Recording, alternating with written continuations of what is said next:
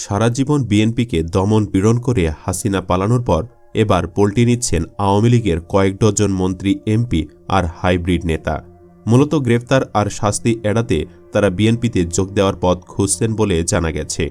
এরই মাঝে যেসব আওয়ামী লীগ নেতার সাথে বিএনপির উচ্চ পর্যায়ের নেতাদের সুসম্পর্ক ছিল, তারা গোপনে যোগাযোগও করছেন বলে দাবি করেছে বিএনপির একটি সূত্র। ভোল বদলের জোয়ারে এবার কোন কোন আওয়ামী লীগ নেতা যোগ দিতে পারেন সেটা নিয়ে চলছে জল্পনা কল্পনা। এরই মাঝে কিছু এমপি মন্ত্রীর নামের তালিকা আমাদের হাতে এসেছে। চলুন একে একে দেখে নেওয়া যাক আওয়ামী লীগ থেকে বিএনপিতে যোগ দেওয়ার জন্য দৌড়ঝাঁপ শুরু করে দিয়েছে আওয়ামী লীগের যেসব MP. Number 1, Salman F Rahman. জানা গেছে গ্রেফতার হবার পর আওয়ামী সুবিধাভোগী নেতা সালমান এফ রহমান এখন বিএনপিতে যোগ দিয়ে শাস্তি এড়ানোর জন্য তদবির শুরু করেছেন। শুধু বিএনপি না, জামায়াতে যোগ দেওয়ার সুযোগও খুঁজছেন এই আওয়ামী লীগ নেতা। হাসিনা সরকারের দাপুটে এই উপদেষ্টা ও ব্যবসায়ী সর্বোচ্চ চেষ্টা করে যাচ্ছেন ভোল বদল করে বিএনপিতে নাম লিখাতে। এমন খবরই এখন বিএনপি শিবিরে প্রতিদিনই আলোচনা হচ্ছে। বিএনপি নেতা এম মোর্শেদ খান সম্পর্কে সালমান এফ রহমানের বেয়াই শায়ান এফ রহমান বিয়ে করেছেন মোর্শেদ খানের মেয়েকে। ধারণা করা হচ্ছে দেন দরবার পারিবারিকভাবেই চলছে। তবে বিএনপির উচ্চ মহলের দাবি, যতই তেলবাজি করুক না কেন, সালমান এফ রহমানকে সেই সুযোগ কখনোই দেয়া হবে না। Number 2, engineer Mosharraf Hossain. বিএনপিতে যোগ দেওয়ার জন্য জোর চেষ্টা চালিয়ে যাওয়া আরেকজন চাটুকার হচ্ছেন সাবেক এমপি, আওয়ামী লীগের এমপি ইঞ্জিনিয়ার মোশাররফ হোসেন। এরই মাঝে দুর্নীতিবাজ এবং আওয়ামী লীগ থেকে লাথি খাওয়া এমপি তার স্ত্রীকে লেলিয়ে দিয়েছেন বিএনপিতে যোগ দেওয়ার জন্য। জানা গেছে প্রধান উপদেষ্টা ডক্টর ইউনূসের সাথেও ভালো সম্পর্ক রয়েছে তার। কিছুদিন আগে মোশাররফের স্ত্রী চিঠি লিখেছিলেন ইউনূসের কাছে। সেই চিঠিতে সাবেক এই মন্ত্রীর স্ত্রী লেখেন, আমার সালাম এবং আন্তরিক শুভেচ্ছা নেবেন। আমি চট্টগ্রাম কলেজের স্কুলে আপনার নেতৃত্বাধীন scout team member engineer Mosharraf হোসেনের স্ত্রী।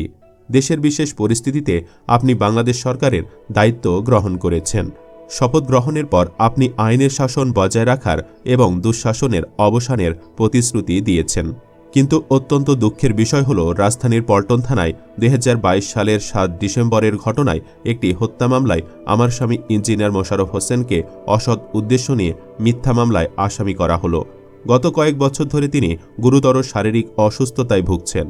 তিনি বছর 2 পূর্বে সিঁড়িতে পড়ে গুরুতর অসুস্থ হলে বঙ্গবন্ধু মেডিকেলে তার বড় হিপ সার্জারি হয়। কিন্তু ত্রুটিপূর্ণ সার্জারি হওয়ায় তিনি কারো সহায়তা ছাড়া হাঁটতে পারেন না। আমি তার মুক্তি কামনা করছি। নাম্বার 3, ডক্টর তৌফিক এলাহী। পারিবারিকভাবে সাবেক প্রধানমন্ত্রী শেখ হাসিনার বিদ্যুৎ, জ্বালানি ও খনিজ সম্পদ বিষয়ক উপদেষ্টা তৌফিক এলাহীও বিএনপিতে যোগ দেওয়ার পথ খুঁজছেন। গত মাসে ডক্টর তৌফিককে গ্রেফতার করেছে পুলিশ। সাবেক আমলা তৌফিক এলাহী চৌধুরী 2009 সালে আওয়ামী লীগ সরকার ক্ষমতায় আসার পর থেকে প্রধানমন্ত্রী শেখ হাসিনার বিদ্যুৎ, জ্বালানি ও খনিজ সম্পদ বিষয়ক উপদেষ্টা হিসেবে দায়িত্ব পালন করে আসছিলেন। এ সময়ে জ্বালানি খাতে ব্যাপক অনিয়ম ও লুটপাটের অভিযোগ ওঠে। উল্লেখ্য, ক্ষমতাচ্যুত আওয়ামী লীগ সরকারের আমলে প্রধানমন্ত্রীর কার্যালয়ের এক বৈঠকেই বাজিমাত করেছিল বিদ্যুৎ ও জ্বালানি খাতের আলোচিত কোম্পানি সামিট। কোনো ধরনের প্রতিযোগিতা ও যাচাই বাছাই ছাড়াই ওই বৈঠকে প্রতিষ্ঠানটিকে 17,000 কোটি টাকার এলএনজি টার্মিনালের কাজ দেওয়া হয়। মাত্র 10 দিনের প্রক্রিয়ায় তৎকালীন প্রধানমন্ত্রীর জ্বালানি উপদেষ্টা ডক্টর তৌফিক এলাহী চৌধুরীর একক সিদ্ধান্ত ও চাপে সামিটকে এই কাজ দেওয়া হয়। এজন্য জ্বালানি ও বিদ্যুৎ খাতের বিশেষ আইন কাজে লাগানো হয়। জ্বালানি বিভাগ সূত্রে এ তথ্য জানা গেছে। নাম্বার 4, রাশেদ খান মেনন। আওয়ামী সরকারের আমলে 14 দলীয় জোটের অন্যতম শরিক ওয়ার্কার্স পার্টির সভাপতি রাশেদ খান মেনন ক্ষমতার অপব্যবহার করে 20 থেকে 25,000 কোটি টাকা সম্পদের পাহাড় গড়েছেন বলে অভিযোগ উঠেছে। গ্রেফতার হবার পর মুক্ত হবার জন্য এবার বিএনপিতে যোগ দেওয়ার জোর চেষ্টা চালিয়ে যাচ্ছেন তিনিও। গত 22 আগস্ট গুলশানের বাসা থেকে রাশেদ খান মেননকে গ্রেফতার করে পুলিশ। ব্যবসায়ী আব্দুল ওয়াদুদ হত্যা মামলায় তাকে গ্রেফতার দেখানো হয়। কয়েক দফা রিমান্ড শেষে তিনি বর্তমানে কারাগারে রয়েছেন। অভিযোগ উঠেছে ছাত্রছাত্রী ভর্তি বাণিজ্য, মাদক ব্যবসা, স্বর্ণ চোরাচালান, ব্যবসায়ীদের নিকট থেকে চাঁদা, নিয়োগ বাণিজ্য, টেন্ডার বাণিজ্য, বিমান ক্রয় দুর্নীতি ও অবৈধভাবে বরাদ্দ নিয়ে দেশে এবং বিদেশে ওই সম্পদ গড়েছেন। নাম্বার 5, উকিল আব্দুস সাত্তার পরিবার। জীবনের 2 যুগেরও বেশি সময় ধরে বিএনপির ঘাঁটি ব্রাহ্মণবাড়িয়া জেলা বিএনপির নেতৃত্ব দিয়েছেন প্রয়াত উকিল আব্দুস সাত্তার। 6 বার সংসদ সদস্য হলেও 4 বারই বিজয়ী হয়েছেন ধানের শীষ প্রতীক নিয়ে। কিন্তু জীবনের শেষ সময়ে এসে পোল্টি খাওয়া নেতাদের তালিকায় নাম লেখান। ক্ষমতার লোভে বিএনপি ছেড়ে হয়ে যান আওয়ামী লীগ। উকিল আব্দুস সাত্তার একাদশ জাতীয় সংসদে ব্রাহ্মণবাড়িয়া 2 আসনের সংসদ সদস্য পদ থেকে পদত্যাগ করেন। কিন্তু তারপরই দলীয় সিদ্ধান্ত অমান্য করে 2023 সালের 1 ফেব্রুয়ারি অনুষ্ঠিত উপনির্বাচনে অংশ নিয়ে আওয়ামী লীগ নেতাকর্মীদের সহযোগিতায় সংসদ সদস্য নির্বাচিত হন।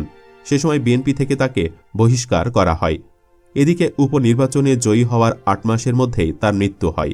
ওই শূন্য আসনের উপনির্বাচনে নতুন দল তৃণমূল বিএনপির হয়ে প্রার্থী হন আব্দুস সাত্তারের ছেলে মোহাম্মদ মাইনুল হাসান তুষার। ওই নির্বাচনে তিনি আওয়ামী লীগের সমর্থন পেতে ব্যর্থ হন। অন্যদিকে বিএনপিও বিপক্ষে, ফলে কয়েক মাসের জন্য এমপি হওয়ার প্রত্যাশা পূরণ হয়নি তার। দুকুলি হারিয়ে বসে পরিবারটি।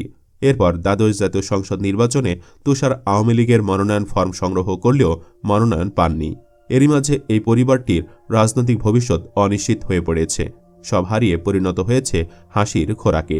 ফলে একটি সূত্র থেকে জানা যাচ্ছে আবারও বিএনপিতে ফিরতে তদবির শুরু করে দিয়েছে পরিবারটি। নাম্বার 6, সুবিদ আলী ভূঁইয়া। কুমিল্লা 1 আসনের সাবেক সংসদ সদস্য মেজর জেনারেল সুবিদ আলী ভূঁইয়া যেন ল্যান্ডলর্ড। নিজ ও পরিবারের নামে ঢাকা, গাজীপুর ও কুমিল্লায় রয়েছে প্রায় 250 বিঘা জায়গা জমি। রাজধানীর কাঁঠাল বাগানে আছে 10 তলা টাওয়ার। মহাখালী DOHS-এ আছে 5 তলা বাড়ি। কুমিল্লায় গড়ে তুলেছেন একাধিক বহুতল ভবন ও বিশাল চিড়িয়াখানা। তার বিরুদ্ধে আছে বিপুল অর্থ পাচারের অভিযোগ। সরকার তার বিদেশ ভ্রমণে নিষেধাজ্ঞা দেওয়ায় বর্তমান পালিয়ে বেড়াচ্ছেন তিনি।